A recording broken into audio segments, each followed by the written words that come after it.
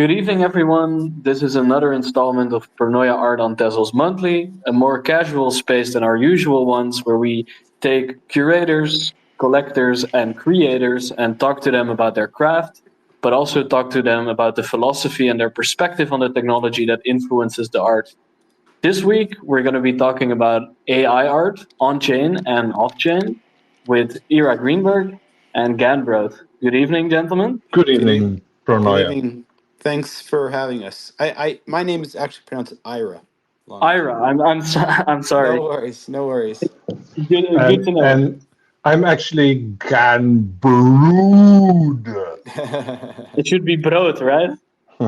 No, whatever you want, man. So just to get it started, for the people who are not aware, Ira, can you tell us a bit about your background? Sure.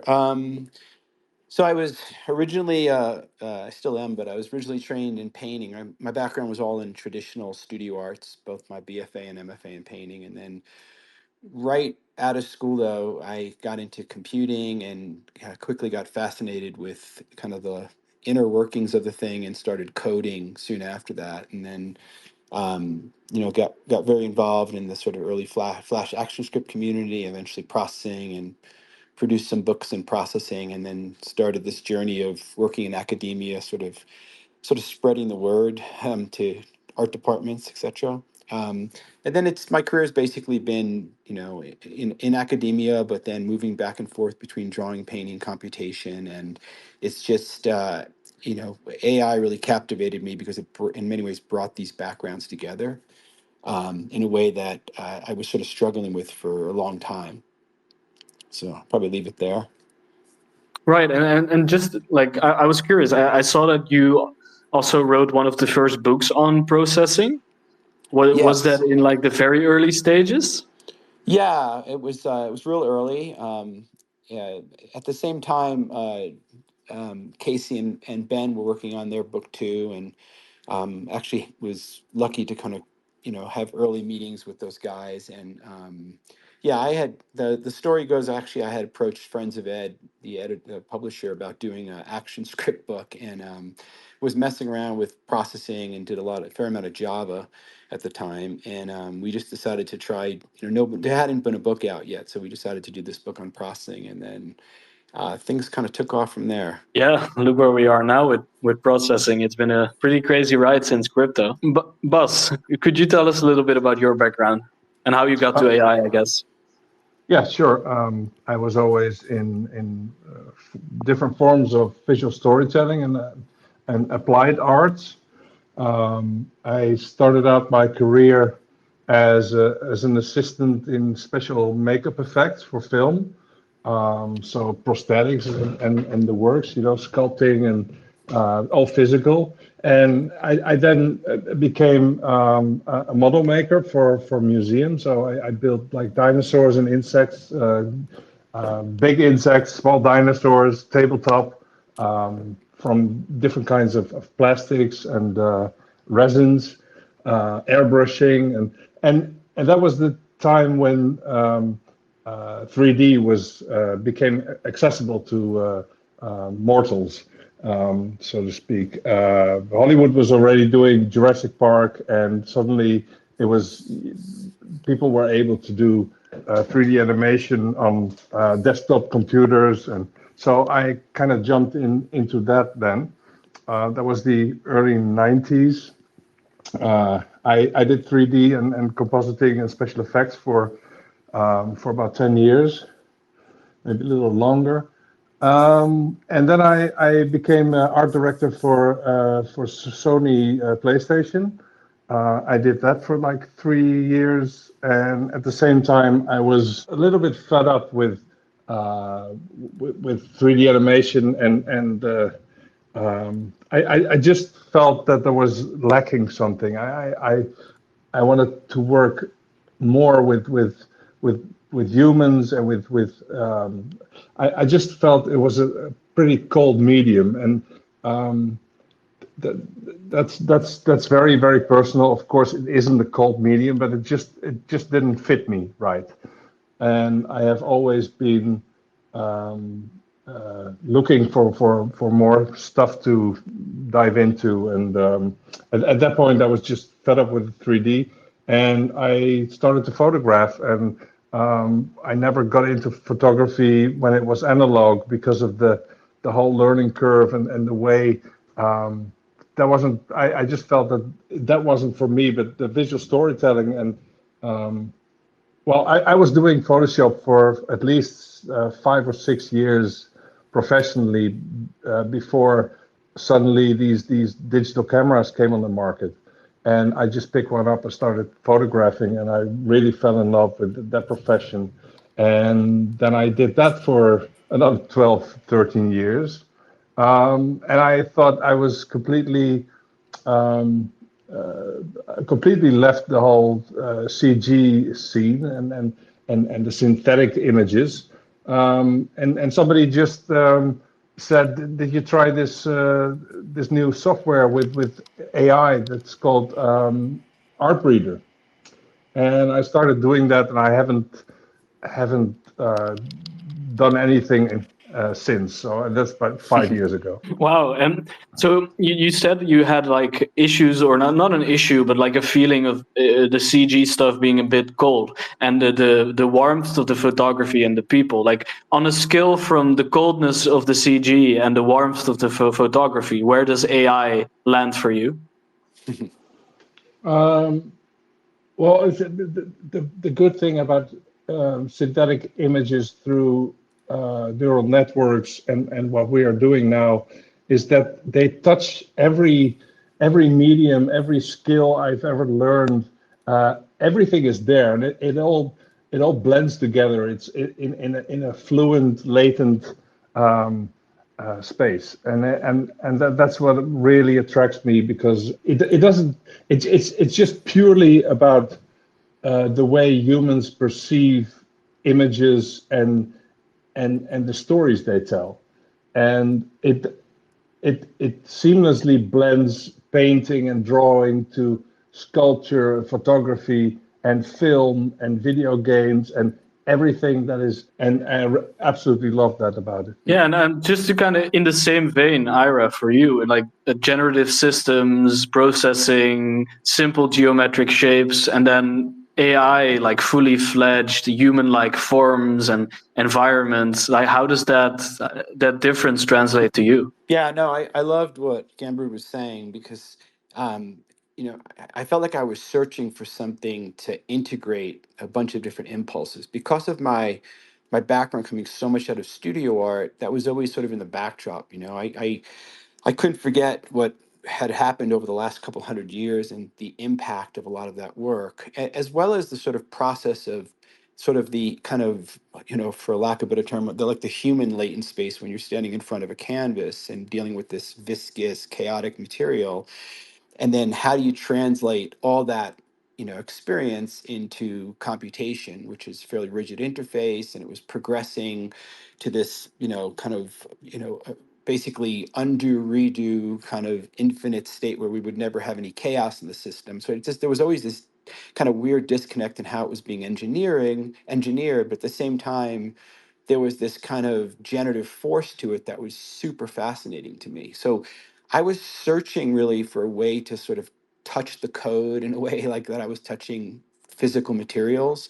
The coding with a bunch of randomization and sort of stratifying the randomization got the closest for many years, and that's why it all became coding. I mean, I tried sort of like listening to the story about moving through special effects and art direction. I did a lot of that stuff in New York, and it always felt like I wasn't touching something much deeper that was happening when I was working sort of, again, with traditional materials. And so the code got the closest.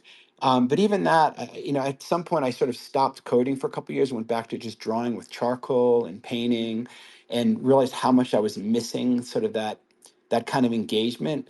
And then I played with latent diffusion and like sort of the same story where I haven't really, I mean, I keep thinking I want to do everything, but I'm just been fairly obsessed with it. And it's because it does bring together, it's all these skills, but it's also sort of that that kind of, again, that human diffusion, that kind of is like a generative system. And so it's just been amazingly fascinating to me. So when you say generative system, could you unpack that a little? Yeah, I mean, the way I approach a drawing at this point or a painting is I just, you could start it for me. I want to not have any sense of what's happening, and then I want to just like start moving and looking and seeing what emerges. So when I'm working with generative I sort of work the same way. I often don't know what the hell I'm doing or what I want to do, and just start prompting and maybe putting some images in there or writing some code against it. And then something starts emerging, and then there's this like, collaboration between my generative process and the system's generative process. And of course, I'm connected to emergent properties too. I didn't mention that, but that system also has the ability to sort of have generative code being fed into the generative AI.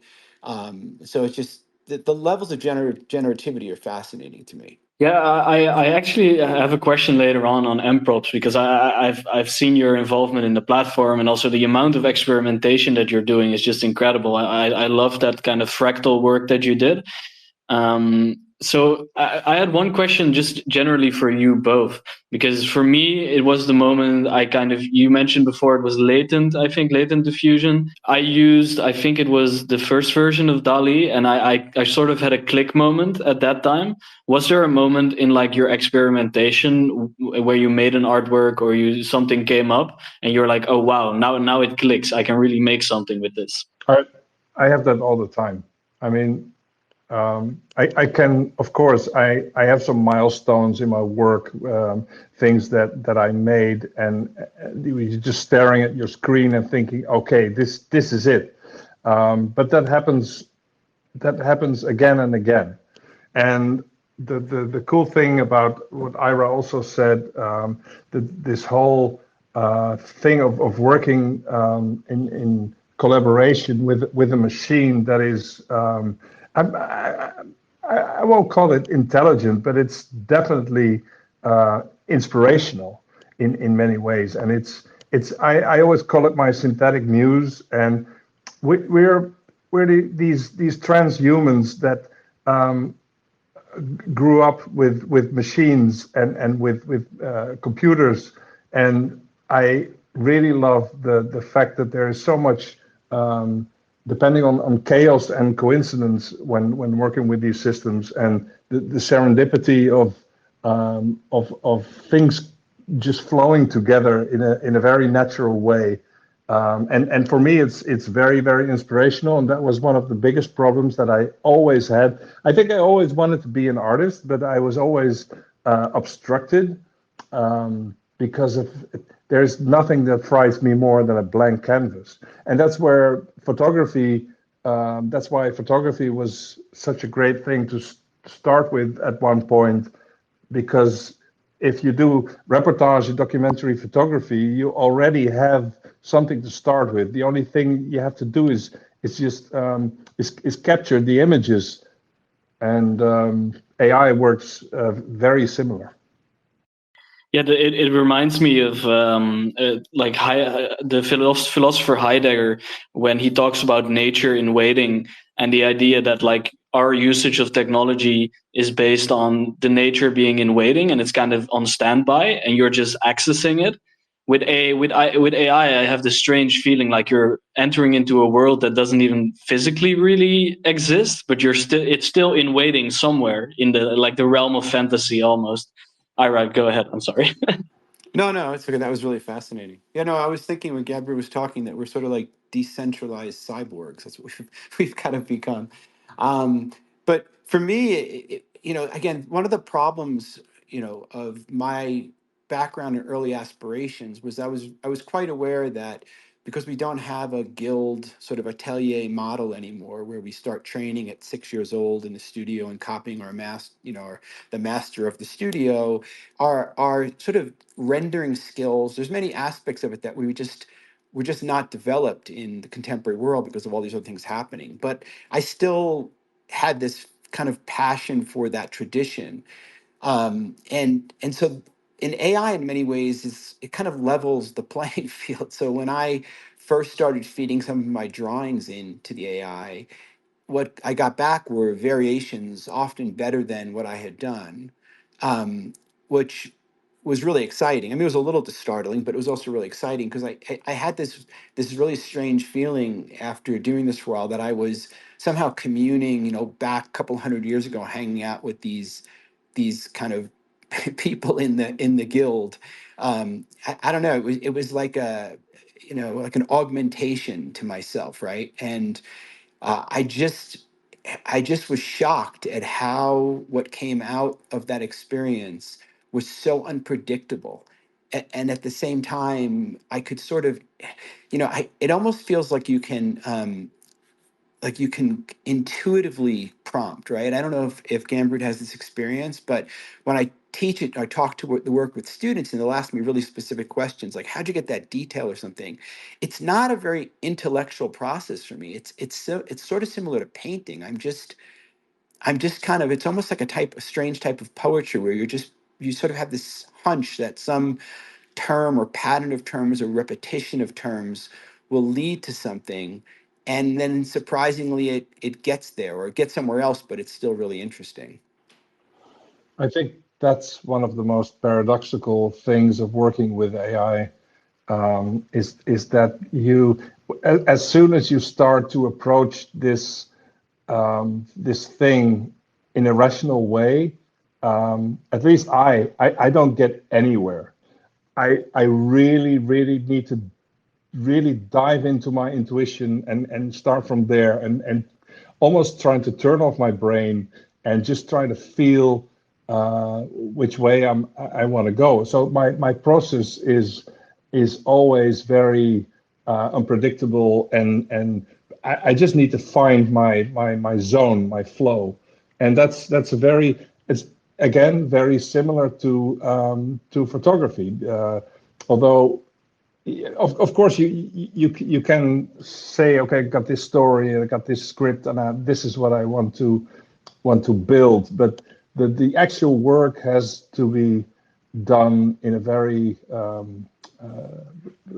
intuitive way. Right, and unlike the intuitiveness and also the rationality on it, I was thinking why I might be a little bit scared of using it sometimes is because when you're talking about something like a guild, right? You're being taught to use these tools, and I have this feeling that every few months there's just a whole new tool. So my question actually is like, with these tools advancing so fast and all these different versions of models coming out and training your own models, how do you keep up? How do you get a kind of a grip on your craft? Yeah, I mean, I don't, I'm just turned 58. It's a little hard to say, but at this point in my career, if you give me a rock and say this is all you can use, I'll be fine. I'll just make art with the rock. And if you give me a supercomputer and AI, I'll make it with that. So it's, I guess when I get bored or curious, I might look at other things, but I don't worry so much about staying necessarily up to date. And I suspect there's other people listening right now that are still using version 1.5 Stable Diffusion or have gone back to it or some earlier version because it's not always a forward advancement. Sometimes it just moves in different directions and it doesn't, it's doing something maybe it doesn't resonate with you as much. So I don't really worry about that. I sometimes find it difficult to even with the tools that are available. There's some tools that I used 2 years ago that are already impossible to use because there was some kind of online app, some kind of Google Colab thing, or that is just not running anymore, and you can't emulate them on your own machine, and that is. But at the same time, that the fact that everything is moving so fast and that we're right in the middle of this revolution, evolution, revolution, that makes it so very exciting and special, and it can be scary as well. And I completely understand that some people are totally overwhelmed when they start doing this. I'm I'm constantly in a struggle with with the combination of technique and trying to get out there what I want and try to show people who I am and what I want to tell them. And this is also a way to find out what I want to say. Yeah. Right, and finding out what you want to say. I mean, when you said revolution, evolution, even though it might be misspoken, seeing it as an evolution to me is always interesting when looking at different AI artists. Like, for example, with you, I saw your photography and I really caught the idea of you focusing on light. And then I looked at some of your AI works, and there's a lot of focus on light as well. So could you talk a little bit about how your previous work, and especially photography, how that leads into the work that you do now, and those skills maybe? Yeah, sure. I use a lot of my photography in my AI work as well. I don't just prompt, and I have been doing this for. I mean, the prompts came just a couple of years ago, and 5 years ago there wasn't even prompting because the language model wasn't connected to the image model, and it's really a good feeling to give this machine to feed it your own images, your photography, with compositions and colors and lighting that you really feel that are connected to you in some way, and it spits out completely different images, but with the same structure, with the same scaffolding. And Ira, I guess for you, in a sense, especially with mprops, the generative side comes back again, or at least the processing kind of set system method. Like, how does that influence your art practice now with AI? Yeah, I mean, there's times when I will begin with code. So, for instance, the project, the Beast project I did, um, the sort of the image to image input for that was actually my bundles project from FX Hash, and I just those bundles were just generated in our system, and which were generative, so we don't know what was going to come out, and those were fed in as the image to image, which sort of worked as an early sort of control net for me. It kind of really helped stabilize the composition. Um, and so it was kind of fascinating. And in the early days of mprops, I would work more because we didn't really have the interface so much. It would be more of a coding approach. So if you've ever worked with like Automatic 1111, and there's an API you can write against it. And so I was sort of doing that, and the coding it all blended together nicely. Now sometimes I don't begin with the code. Sometimes I don't feel like I need to. Like I'm always just experimenting and then exploring and discovering, sort of like what Ganbrood was saying about just not knowing what's going on, just intuiting it. And then if I hit a wall or something, and I think, wow, I really need to throw some code against this or add more variables or whatever, I will. But honestly, a lot of times I don't, because it's just so powerful. Again, if you were able to make work with a piece of a charcoal pencil, there's there's so much potential in any of these systems right now. I also want to say one more thing about that other idea about the how it keeps expanding in complexity and staying up to date. It reminds me of my like in the past with students who come into like a coding class and are really adept at using some kind of development environment, right? So they may use something like VS Code or whatever it was, and know every shortcut and keystroke, and they can just build projects extremely fast. But they don't necessarily have like deep kind of literacy or fluency in sort of the design of the code. So to me, there's like this separation between sort of facility and fluency, and most of these tools that we're seeing that are coming out are, building on top of Stable Diffusion and adding a different kind of, UI and maybe a different way of presenting functionality. But under the hood, most of it is pretty similar, right? So that it's like this facile surface, but the core stuff's not that different. So I think it's helpful to sort of have wear that kind of a lens where you say what really is the innovation and the novelty and what's just decoration on top of it. Right, and for a lot of people, I guess it's very hard to figure out how to think beyond the black box that they see. And for me, I guess maybe a little bit egotistical, but I also wanted to have this space to get a little bit more knowledge on long form AI. So MProps, I think a great example, and I think Ganbrood, you've done some. I don't know what the platform's name is, K0 AI, I think, where the long form drop was. So I wanted to know, Yes. like, behind the scenes, how do you set parameters, like with a normal long form drop? How does the process go? Is that to me or Ganbrood, or does it matter? Ira, you go first. It's a Okay. general question. Yeah, yeah. So, so in emergent properties, we have like this open studio, kind of this web interface where you can go ahead and set the different properties that you would be able to set again using something like automatic 1111. It's really the interface. If you kind of download Stable Diffusion locally, you'll see that there's a bunch of settings that you can input into the system, and so we've created a visual interface for that. We've gone a little further over because it's been about a year now, and so we have a script interface where you can again begin with code, and that is useful for image to image. Um, or even like with my original project Oracles, there was some dynamic prompting being generated. So the prompts were being generated through code. And then we have a variable system. So like let's say, and Midjourney has this to some degree. It's a little bit different model, but let's say for instance, you want to run this and you want to have, instead of just making the background red, you want to have 50 different colors and you want them to be randomly selected. So we have the ability to sort of add variables like that so you can inject them into your prompt to add more variability into the kind of the pipeline.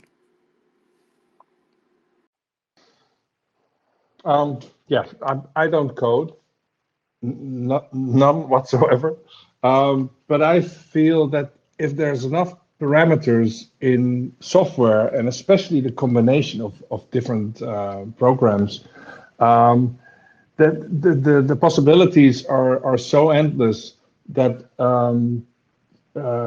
kind of steering them and arranging them and pushing them towards a certain outcome is a programming language in itself. I mean, um, I really feel that it is. But in long form, I've been using the automatic 1111 interface for my long form project for Kate Vaas, and it's there is the possibilities are absolutely endless in that. So with these endless possibilities and kind of the tendency of the AI systems to go really out there, how do you contain it and how do you make it a I guess, how do you say it? I don't know the English word, but as a whole feel like a project and feel like it's within the same team. Well, that's of course the most difficult part of long form. You want it to be versatile, and you want it to be. You don't want end up with even two of the same images or very similar images, and at the same time you want to put something with a signature. So they the output needs to look like it belongs to each other as well, and that is a balance that is not easy to find. Yeah, Right. I can add to that because it was so when we first started onboarding people to the platform. I think Daniel King was our first non-founder that dropped.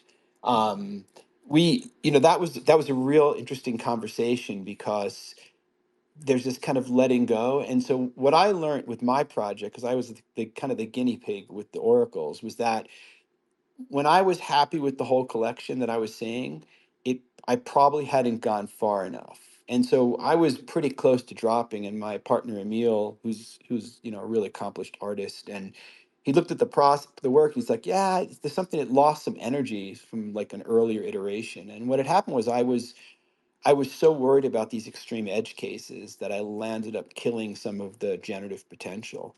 So I reintroduced some of that, and there are a couple of oracles that just are bizarre in the sense that they become like way too photographic, if one or two of them. But in general, it was like totally, thank goodness Emil kind of could see it. It made it a better project. So when we onboarded Daniel King, it was the same thing. I kind of encouraged her, like, there's going to be a couple that are going to really disturb you. They're just not going to like them. But that's the only way to sort of get the things that are going to be just total gems that are going to shock you in a good way. And have you seen some of those already in the Avatars of Goa project? Oh, absolutely. I mean, now I guess it doesn't bother. Now it's like I almost want to see the weird edge cases. Like I'm a little, um, yeah, no, absolutely. There's definitely. I mean, there's definitely things happening in all my projects now that are just like, just sort of bizarre, and those become my favorites at this point. Just not that I'm bored, but I've seen so much, and I'm less, insecure about it. That's good. So just before we head towards the end of the space, if anybody has a question or a thought they wanted to share about this conversation, make sure to request. I have a couple more general questions. So with AI art, there's a lot of things happening in the space. We see video coming in with the Sora model. So Ira, what are you looking forward to in terms of the tools advancing, new features being introduced, or are you even interested in things like video? No, I am. I mean, I pay for Runway and I mess with it sometimes. Yeah, I mean, that's a really interesting question about, I mean, it's not even AI. I guess I'm a bit of an accelerist, right? So I'm not worried about all this advancement, both in terms of the blockchain too. And um, I just am really excited. I'm really excited for the AI integration into medicine. I mean, I'm interested in a lot of things that are outside the arts in terms of what AI, how it's going to just dramatically impact our lives. I just, I hope we don't destroy ourselves before we get there. Um, but yeah, no, I'm just sort of excited about. I think it's a pretty exciting time to live. Right, I agree, and I share the same worries as well. And boss, what do you think about that? About worries on AI. I guess just your perspective on the future tools, but also maybe if you're worried, please share. Well, personally, as an artist, I think humans are so adaptive that we will also very quickly adapt to these new forms, and interesting art um, um, will always be new and original and creative um, and not looking like something somebody else made a couple of years ago. So it doesn't matter what you use. It's about the feelings and the ideas that you can bring across with any medium. And again, I'm going to talk about photography because when I learned how to use a camera, I found that every idiot can push a button on a camera, but it's very difficult to make something with a machine that just registers perfectly registers what you see, and it's very difficult to make something that is impressive and special because anyone can do it. If you have to learn how to play the piano, or if you have to learn how to paint, then it will take you years and years before you even come close to something that is better than the average person. But with photography, if you're really talented, you can buy a camera and shoot your best photo the next day. And with AI, that's in theory that's the same, but because the threshold of making something is so low, it needs to be extra special to make something that is good. So I don't worry too much about this destroying creativity or being. I do think that there's many people out there that think that they have some kind of creative job and that they call themselves creatives and they work in some kind of field or technology or area uh, where they're supposed to be creative, but all they do is just copy each other. I've been working in video games for a couple of years, and I had to I had to work my way through these portfolios of how do you say applications of people, and 99 out of 100 people made exactly the same dwarves and elves and robots and dragons, and they were literally copying each other, and there was nothing creative about it. And those are actually the same people that now shout murder when AI is taking their business, because if you work like a machine, you will get replaced by a machine. Right, and yeah, you touched on the intuitiveness of it, right? Like being intuitive with your art will make, to me, like the best AI art reflects some sort of intuitive nature of the person creating it. And seeing that in both of your works and Clown Vamp, for example, and some other great artists in the space. I mean, some of the criticism that's leveraged against AI art is that it's all the same, like you said. But I think it's very much visible when there's a signature of someone, and I think that's beautiful. Sometimes it's hard to spot, I must admit, and especially some of the newer models, they tend to work kind of in a way where they seem to have a preference for a certain image. Like, do you guys, Ira, for example, do you struggle with the model trying to get you somewhere where you might not want to go? I mean, I think my normal impulse is to always subvert and embrace the tool that I'm using. So I was just talking to somebody about this. It's like I want my work to sort of, if you just saw it out of context, to not necessarily, you wouldn't necessarily know exactly how it was produced, whether it might have been generative code, it could have been a physical print, it could have been AI. I really like that sort of ambiguity in terms of, the material that sort of created it. So yeah, with Midjourney, I mean, the thing about like Midjourney 6, the kind of latest version, and to some degree Stable Diffusion, like XL, but it was Midjourney 6, and I'm sure we're going to see more of it. It does have and Dolly 3 too. They do have this natural sort of momentum towards this type of finish and polish, but it's not that tricky to subvert that, and then you can kind of exploit some of those things. I mean, it was interesting. Underworld just joined, they're kind of really getting involved with emergent prop, brought in a new model and enhancer and some upscalers, and they really brought it, they really kind of go to this extremely articulated, like human forms like you'd see on Midjourney. And so I used that to actually do that recent mathematical hallucination. And what I found was that, I had to make sure I prompted well, so I wasn't getting like human anatomy, but it really articulated the hell out of the sort of mathematical structures too. So there's always this kind of way of kind of extracting the good and then working against sort of the more, stuff you don't want. Yeah, so just tying into that, like for someone who's just starting out prompting in these different systems and they're having a hard time, like me, for example, having a hard time creating images that don't look like the standard kind of AI images. Do you have some tips on how to subvert these systems? This is like one of these really annoying professor answers, but like if you want to learn to become a really good AI artist, spend a lot of time at the museum.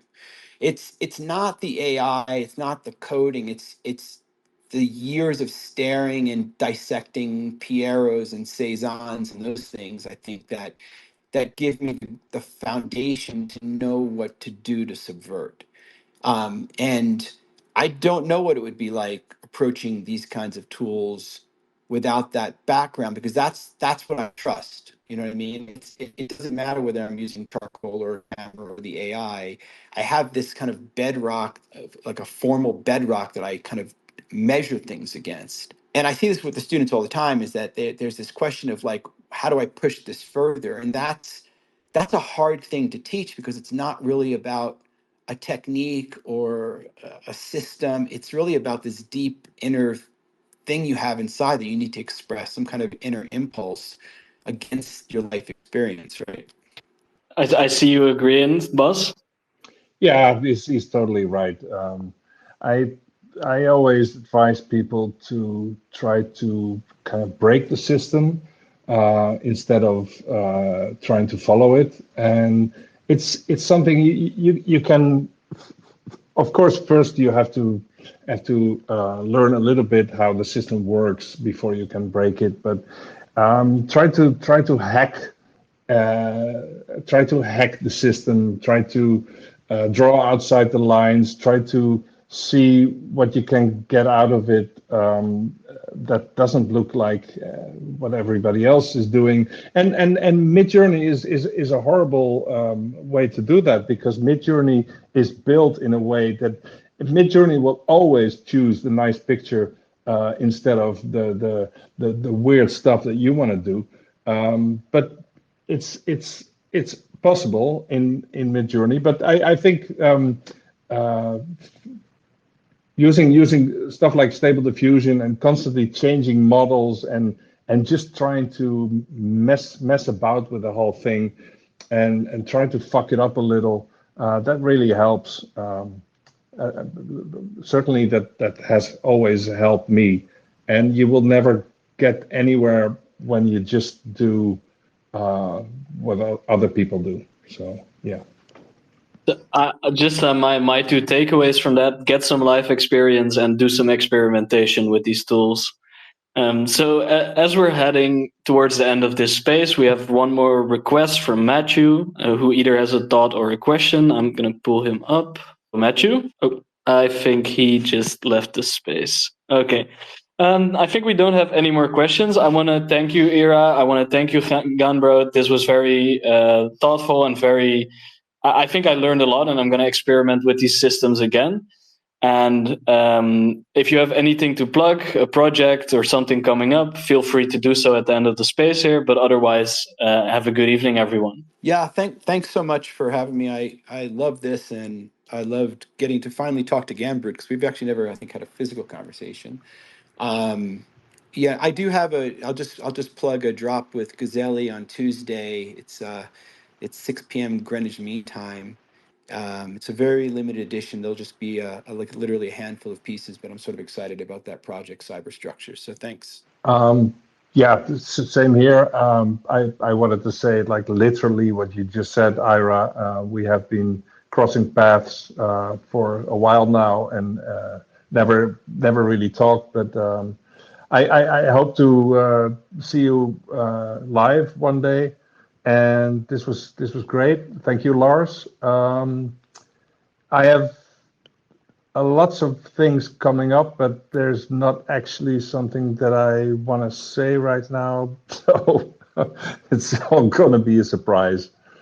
Thank you very much. Thank you, guys. Make sure to follow Ira. Make sure to follow Ganbrood for whatever projects are coming up. Good morning, good evening, and good afternoon, everyone. Goodbye.